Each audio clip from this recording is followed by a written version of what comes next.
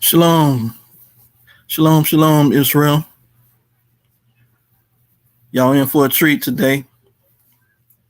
Gonna bring out that truth on these black Vikings.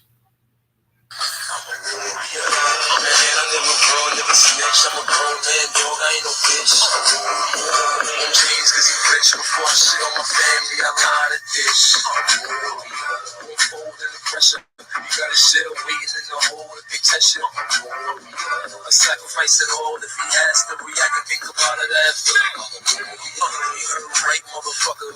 Grandmama daughter ain't raised no sucker. Heart full of pride and a head full of anger. Attitude of a winner, infrared for the danger. Even the paranoia of a female changer. Waking up every morning laying next to a stranger. I'm on the move, smooth, with one eye for the snakes. Who can't stand hearing your name or do the states. Turning the DT, you're watching your video, pretending to be your friends. The smart ones really know. So if that's your man, warn him. Cause it's enough bullets in here to hit every NBA patch on him. Nigga, ride till I die, the song I sing. You ain't ready for the war I bring. You ain't gonna do a goddamn thing. Man, I ain't never scared, I'm a warrior. Man, I never run, never snitch. I'm a grown man, dog, I ain't no bitch. I'm a warrior. On James cause he rich. Before I shit on my family, I'm out of ditch. I'm a warrior. Won't fold under pressure. You got a shell waiting in the hole if they test you. I'm a warrior. I sacrifice it all if he has to react and think about it after. I'm a warrior. Goddamn hole, here I go again. The double OYD, get put on the IV. Trying to try me, the new age IB. The black CIG resides beside me. I'm smooth as an Osby. Sometimes I surprise me. You can't even ID as low as my eyes be. I roll with the gangsters, don't get fly with your mouth. The wrong punchline, I have niggas inside of your house. Nigga, I'm doing good. I made it out of the hood. Out in Beverly Hills, no more bottles of wood. This is it, that's sticky. California shit with me. I done made it this far. Can't be mad if they hit me. Shit. Nigga, ride till I die. The song I sing. You ain't ready for the war I'll bring. You ain't gonna do a goddamn thing. But I ain't never scared. I'm a warrior. Man, I never run, never snitch. I'm a grown man, dog. I ain't no bitch. I'm a warrior. On James cause he rich. Before I shit on my family, I'm out of ditch. I'm a warrior. Won't fold under pressure. You got a shit waiting in the hole if they test you. I'm a warrior. I sacrifice it all if he has to react and think about it after. I'm a warrior.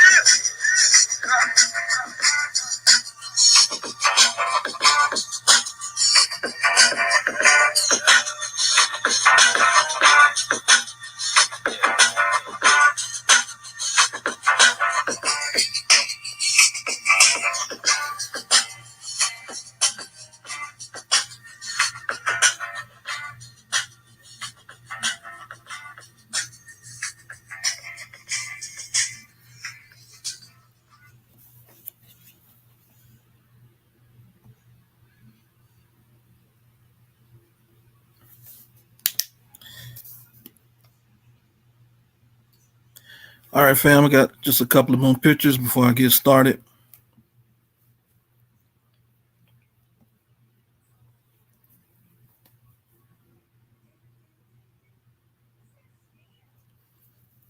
Bringing out these black warriors, these soldiers, the black Vikings.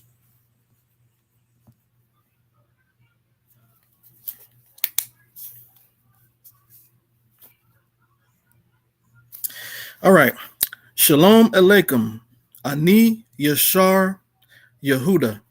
Kal Halal Yahuwah Bahashem Mashiach Yahusha. Barakat Yisrael. The title of this informative video is Black Vikings and their links to the tribe of Dan. Again, the title of this video is Black Vikings and their links to the tribe of Dan. All right, so first we're going to start out with the definition of what a Viking is and what it means. All right, so you can read on the screen at your leisure, but I'm going to go ahead and give it to you. The word Viking is derived from Old Norse or Scandinavian and means someone who went on expeditions, usually by sea, for warfare purposes, for raids, or for pirating. So again, that word Viking again is derived from the Scandinavian or Norse, and it means someone who went out on raids by a ship or a boat for the purposes of warfare, plundering, or pirating. All right, so let's get the next pick. All right, Vikings, they hail from the Scandinavian peninsula, which is made up of 3 countries, and that would be Denmark, Norway, and Sweden. As you can see from the green, the yellow, and the purple or lavender, the green, the yellow, and the red, we have Norway, Sweden, and Denmark. It's making up the kingdom of the Vikings. Okay, so all of the ancient writings or sagas called the Vikings Dub Gael, which means black or dark Gentiles.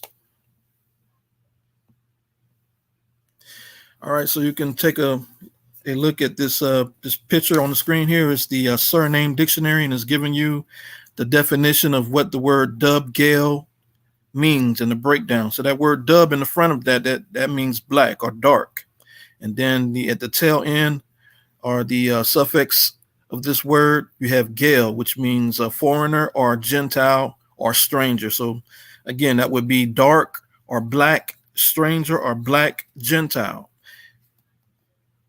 And again, that's what the Vikings were referenced or referred to as. They were referred to as black strangers.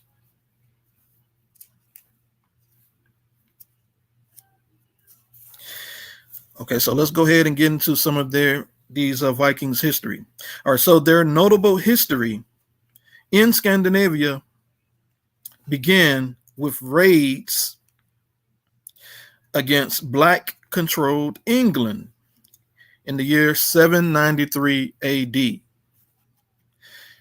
Notable black rulers of Denmark, Norway, and Sweden were Dan the First. Let's go ahead and get a drawing of this particular king.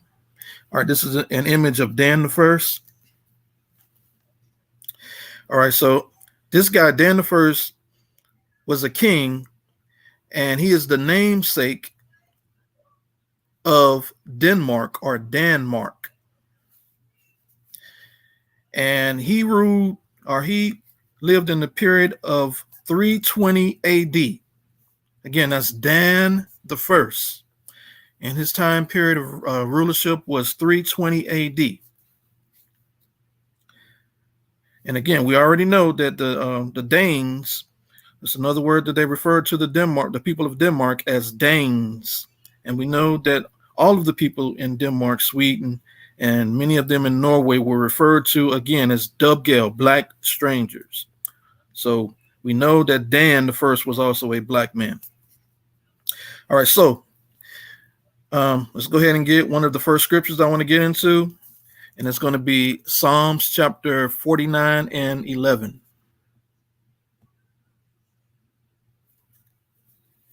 All right, this is Psalms 49 and 11, and it reads, "Their inward thought is that their houses shall continue forever, and their dwelling places to all generations. They call their lands after their own names."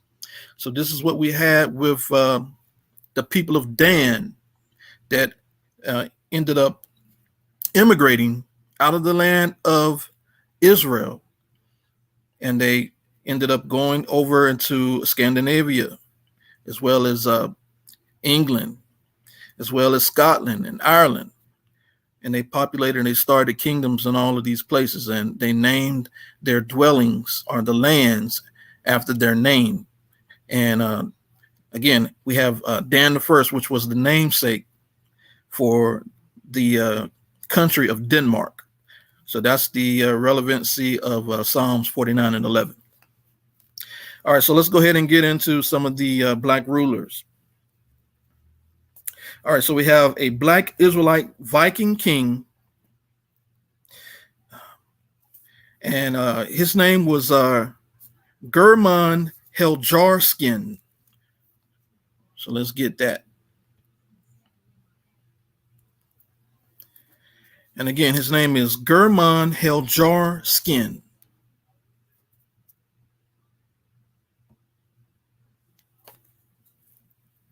All right, so when you go into the Norse language, that name Gurman Heljarskin, especially the last name, it breaks down and translates into Gurman, the black skin. So it's telling you that this particular man, he had black skin. He also was a king. He ruled over the region in Norway called Rogaland. Again, he ruled in the region of Rogaland, Norway, and he was the king in that region. And he later immigrated to Iceland, and he began to rule in Iceland as well in circa 850 AD through 920 AD. Again, that's Gurman Heljarskin, and that last name in the Norse breaks down to the black skin. So it's giving you a description of this particular king. It's telling you that he was a man and he had black skin. And again, this is an Israelite. All right, so next let's move on to another one of the Viking or Israelite Viking kings that I want to mention and show you is William the Conqueror.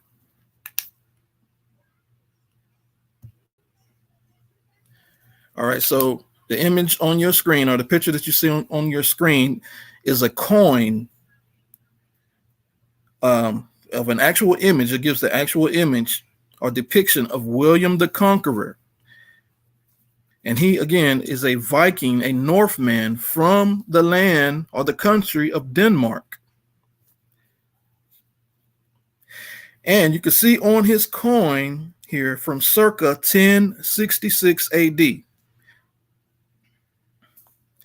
You can clearly see his black features or his black phenotype. And again, this man was a king. He ended up being the king in England. He was the king in England for 21 years. And he also was the Duke of Normandy, France. So not only was he a king in England, and his people came from Scandinavia, but he also was a duke in Normandy, France. And again, you can see his image. You can clearly see that William the Conqueror here is a black man. All right, so prior to William the Conqueror, the next black Israelite Viking duke. Now, the term duke just means a person that's in control of lands, and he, is like a politician or an aristocrat, somebody that has power, in the government. So again, the next Israelite Viking duke that I want to mention or bring out is William Longsword. So let's get a picture of him.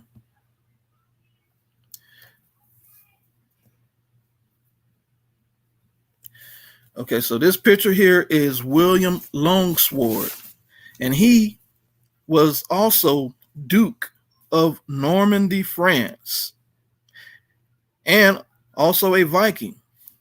And he was the great-great-grandfather of William the Conqueror, the man that I just showed you on the previous picture. So here is the image of William the Conqueror. And here is his great-great-grandfather, William Longsword. And you can clearly see that this man has the bushy hair or the curly hair, and he definitely has the black or the brown skin. And again, he is a Viking, an Israelite Viking. And again, this painting is from William Longsword's time period, and that is circa 927 AD. And again, it clearly depicts William Longsword as a black man. All right, so the next black Israelite Viking king that I want to mention and bring out is King Knut the Great. King Knut the Great. So let's get his image. So here you can clearly see an image, a coin of King Knut the Great of Denmark. So he was king of Denmark. And he also was king of England as well from circa 1016 AD through 1035 AD. His coins also clearly depict King Knut the Great with African features or a black phenotype. You can clearly see the big nose and the big lips that this man possesses. This is King Knut, the Viking king. All right, so the one of the last black Israelite Viking kings that I want to show and bring out is King Olaf Scott Conung. Again, that's King Olaf Scott Conung. And he is or was king of Sweden.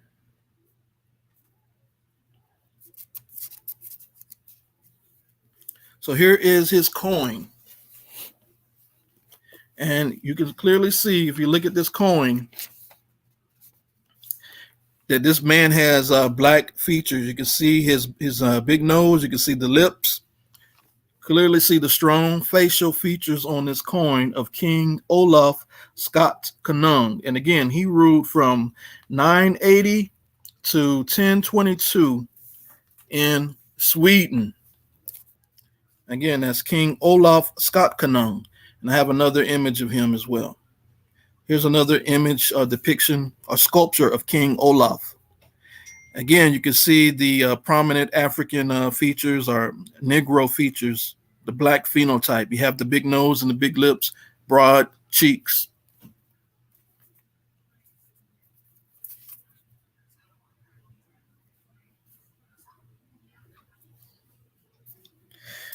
Okay, so next, so the final part of this video that I want to go into is giving you all the scriptural connections linking the Danish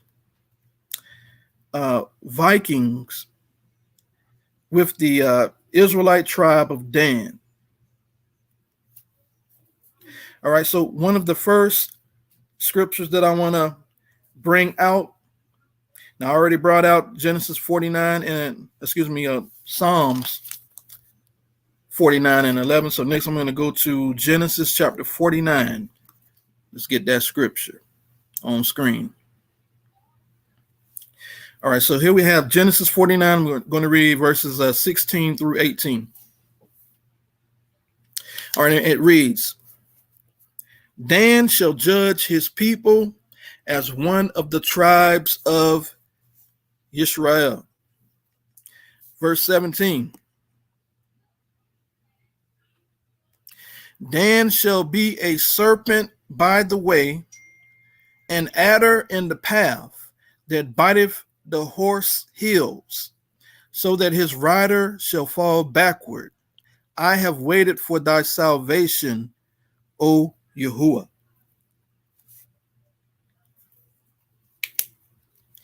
All right, so in these verses, we see Jacob giving the prophecy that Dan would judge or strive against his people or his fellow tribe members. We know that the Vikings in the medieval age warred with their Israelite Judite brothers in England, Scotland, and Ireland, because the tribes of Judah were established in those regions and they had already established kingdoms there. And Dan, again, was warring with those men, those kingdoms there. All right, so verse 17, let's go ahead and focus on verse 17 for a minute. So let's read 17 again. It says, Dan shall be a serpent by the way, an adder in the path, that biteth the horse heels, so that his rider shall fall backward.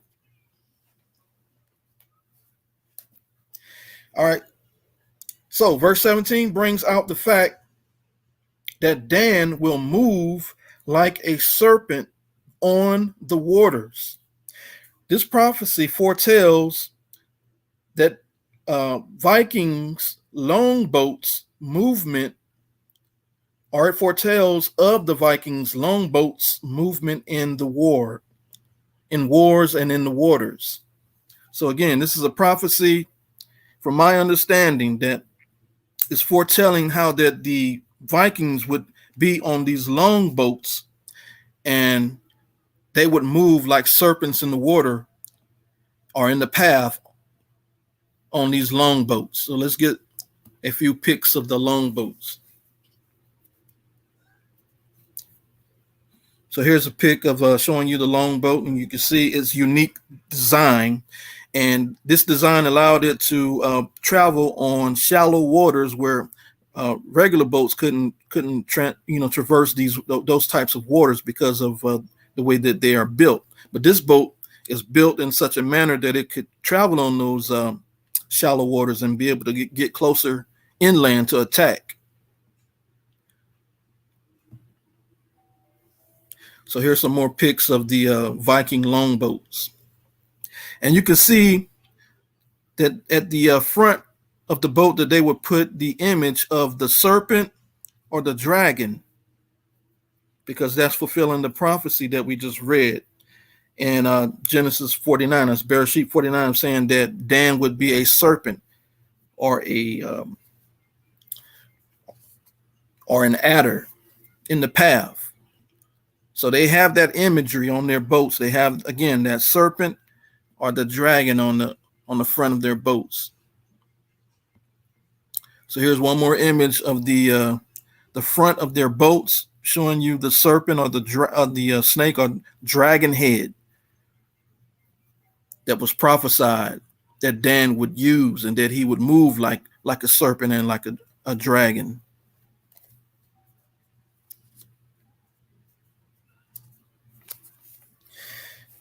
Okay, so let me see if I have one more of those. All right, so that's it. All right, so history also proves the Black Vikings of Norway and Iceland traveled to North America. And many of the Israelites, they're familiar with the term Osirith. Now, Osirith is dealing with the islands in the Pacific and also the Americas as well, because Solomon, he had his people to travel on boats over to Osirith, and they came to these regions to get gold. So North America and Osirith again in the Hebrew just means new land. So again, history would prove that these Black Vikings traveled to Norway and Iceland, and they even traveled to North America, or Osirith, the region of Canada, and they called it Vinland.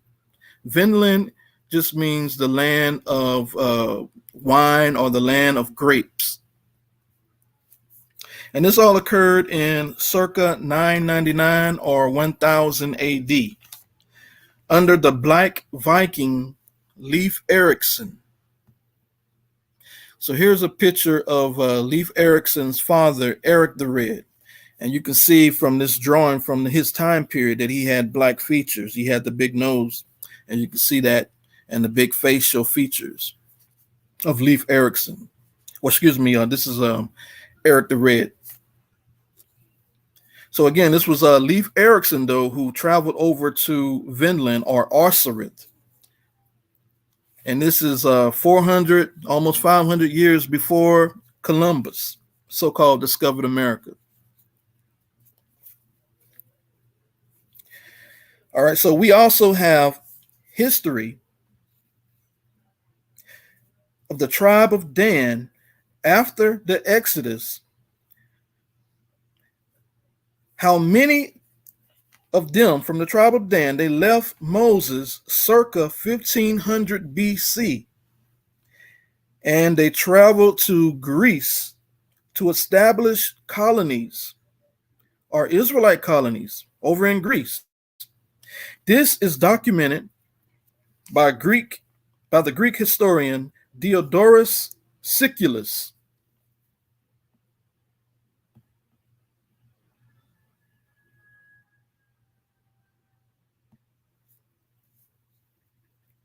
Again, that's Diodorus Siculus who documented this, the traveling of many from the tribe of Dan, which many of them departed from Moses circa 1500 BC.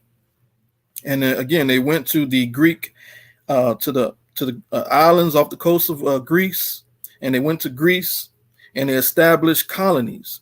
And you can validate this and fact check this if you look at Diodorus Siculus's work entitled Bibliotheca Historica, and that's from section 40, verses 3 through 4. And you can look on the screen and you can read that for yourself. You can see how Diodorus documented how that the Israelites, many of them from the tribe of Dan, again, during the Exodus period, that they ended up leaving Moses and going off on their, striking out on their own to establish colonies in Greece and the surrounding areas. So here's the second portion of the quote from Diodorus Siculus. Again, establishing that the aliens or the Israelites were driven from the country of Egypt, and the most outstanding and active among them banded together, as some say, were cast ashore in Greece and certain other regions. Their leaders were notable men, chief among them being Danus and Cadmus. So you see here Danus establishing the fact that Danus, or these were men from the tribe of Dan that had left Moses and traveled over to the region of Greece and established their own colonies over there, Israelite colonies within the land of Greece.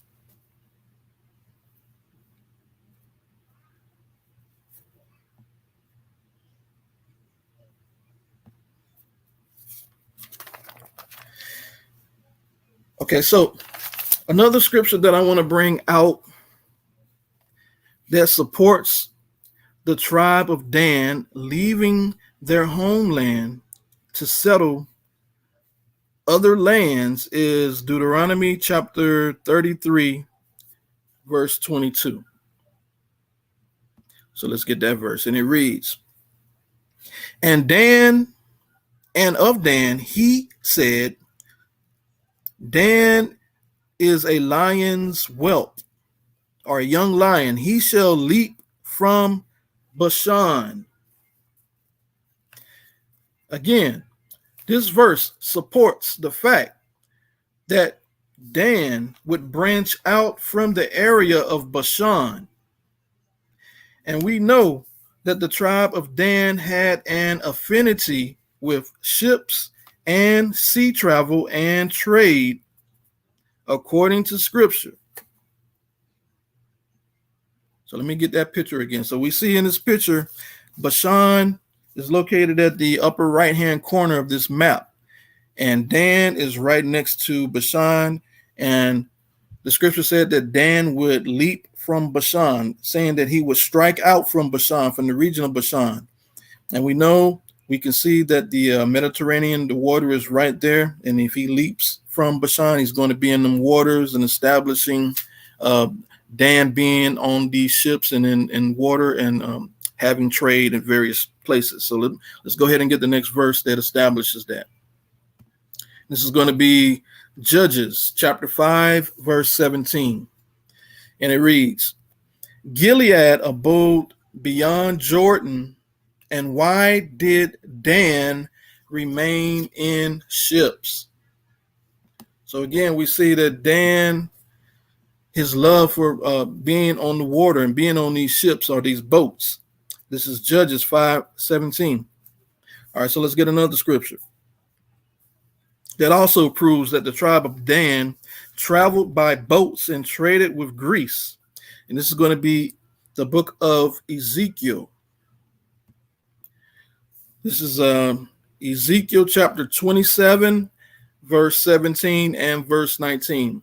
And it reads, Judah and the land of Israel, they were thy merchants. They traded in thy market wheat of Minnith and Panag and honey and oil and balm. Going down to verse 19. It reads, Dan also and Javan, we know that Javan is Greece, going to and fro occupied in thy fairs. Bright iron, cassia, and calamus were in thy market. So these verses establish that Dan was trading back and forth with the people of Greece. So we know that Dan had the capability to travel over to the land of Greece. They were always in trade and in establishing barter or trade or buying different things and with Greece. So Dan was very well aware of the land of Greece, and it's not far-fetched. It's not, far-fetched for anybody to believe that Dan established colonies. We already, bringing out the proof, the evidence from historical facts as well as with these scriptures. All right, so there is also proof in the apocryphal book of First Maccabees. So let's get First Maccabees. This is our First Maccabees chapter 12, verse 6 and verse 20 through 21. Let's get verse 6 right quick, and it reads, Jonathan, the high priest, and the elders of the nation, and the priests, and the other people of the Jews unto the Lacedaemonians. Now, who are the Lacedaemonians? The Lacedaemonians are Greeks, but they are also Israelites. They are the people known as the Spartans. I know many of you may be familiar with the movie 300. It's showing you all these white men playing the Spartan Greeks. But in reality, the Spartans were actually black or Negro with woolly hair. And these scriptures I'm bringing out today is going to prove to you that they knew that they were Israelites. So again, the Lacedaemonians here, their brethren send greetings. So right here is showing you a connection between the Lacedaemonians or the Spartans with the Israelites. All right, so let's go get the next verse. This is First Maccabees chapter 12, verse 20 and 21. And it reads, Arius, king of the Lacedaemonians, to Onias. So Arius was the king of the Spartans at that time, and he was writing to Onias, which was the high priest over in Egypt at that time. But he was the priest before he left Israel. He was priest over in Israel, but he had disagreements with some of the people that was running things over there, the Maccabees, and he left and established the temple in Egypt. So again, Arius, king of the Lacedaemonians, to Onias the high priest, greeting. Verse 21, it is found in writing that the Lacedaemonians and the Jews are brethren, and that they are of the stock of Abraham.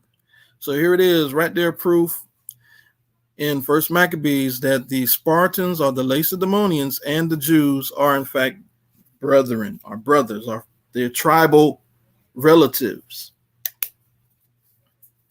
All right, so this verse or these verses prove that the Israelites were living in Sparta, Greece, in circa 200 BC, and were most likely from the tribe of Dan. So most likely these Israelites that were calling themselves Spartans at this time, they were from the tribe of Dan. We already established that the tribe of Dan was traveling back and forth, trading with the people of Greece. We also have historical evidence and references proving that many of the people from the tribe of Dan, they immigrated over to the land of Greece and established their own kingdoms over there in Greece. And namely, speaking of now, the kingdom of Sparta. All right, so in closing, I want to show a couple of Scandinavian Denmark coat of arms, which feature Black men in their family arms. All right, so the first one I want to get is the Jurgensen family coat of arms of Denmark, which dates back to the 1200s or 1200 AD. All right, so you can see from this crest, you can see the three Moors' heads within this Denmark family coat of arms.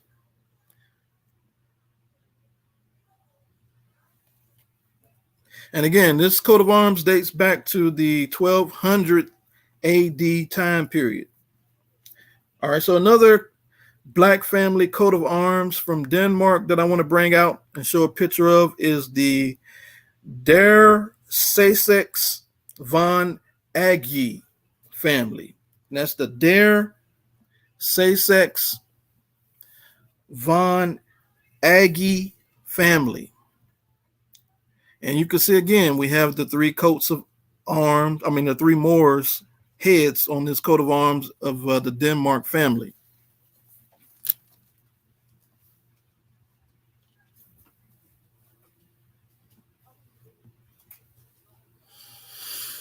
All right, the next thing I want to bring out, just an honorable mention here. This is a representation of Queen Asa. Again, this is a representation of Queen Asa. And she was the mother of the Viking king Halfdan the Black, circa 830 AD.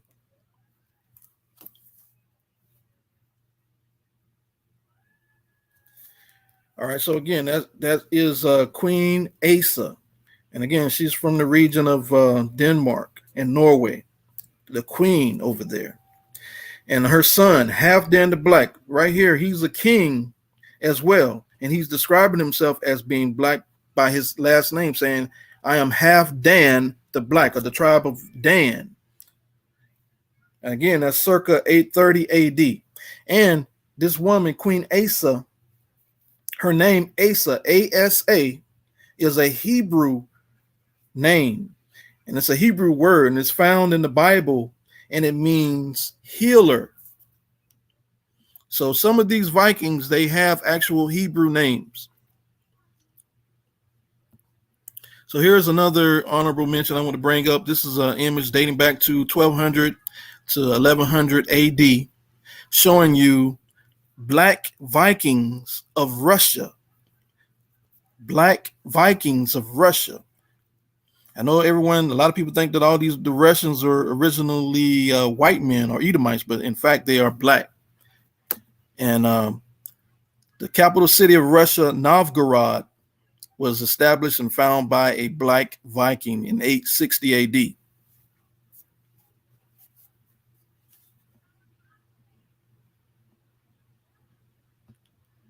So here's another Black Viking coin, just honorable mention.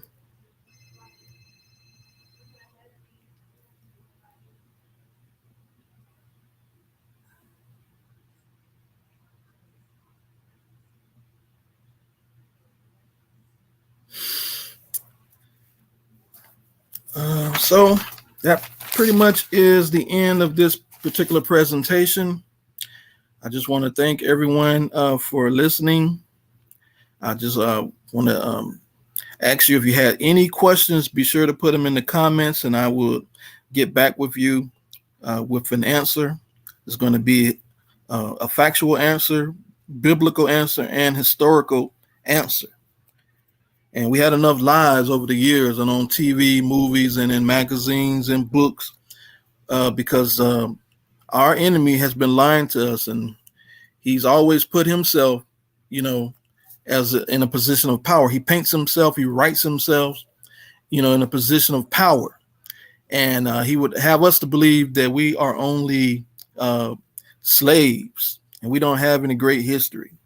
But we are the Israelites, and we have been scattered because we had departed from keeping the Most High's laws, statutes, and commandments. But again, if you had any questions, put them in the comment section. Thank you again for listening. Shalom.